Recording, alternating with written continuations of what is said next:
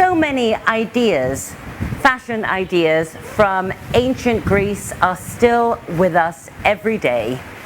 Here are some runway images.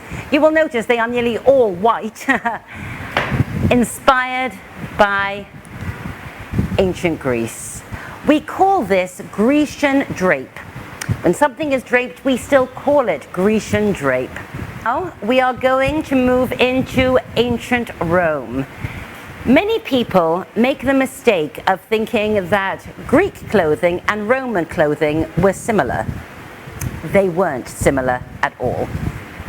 The Romans did take a lot from the Greeks. This is Greek architecture. This is Roman architecture. There are differences, but they are subtle. This is a Greek statue. This is a Roman statue. The Greek gods, the Romans just took all the Greek gods and gave them Roman names. Same gods. This is why there are expressions that we use in English to describe both cultures together. Greco-Roman. Greco-Roman, it means it could be Greek, could be Roman. Another expression is classical antiquity. But clothing was very different. Do you want to translate or should I go on? Okay. This is Greek clothing.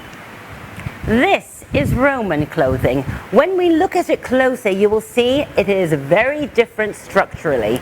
And the reason for the change in clothing, one of the reasons for the change in clothing is location.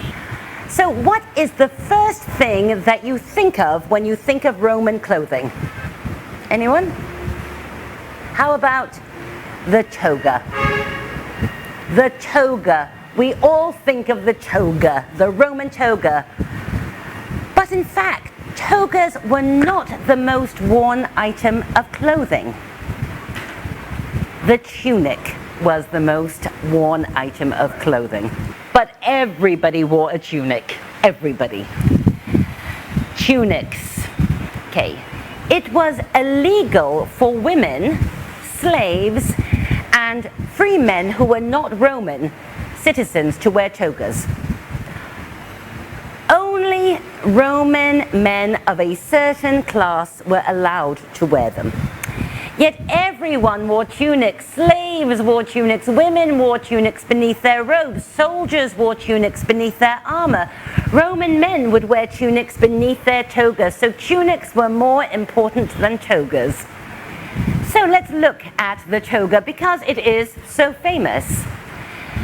Togas were not rectangular, as we may believe. In fact, they were shaped like this, sort of like on a half hexagon. There were two different shapes, the Republican toga and the Imperial toga, which was double and only the emperor and the royal family could wear that. Hair, again, very important to, to the Romans. Every hairdo had a name. This is called the titulus. This, one of the worst hairdos ever, I think, is called the Severan. And this was called the Flavian. Many of these hairdos were made with wigs and hairpieces. And they were obsessed with fashion. In the 2nd century AD, the famous writer Seneca, Roman writer, said, "We live not according to reason, but according to fashion." Meaning, being sensible isn't important to us, being fashionable is important to us.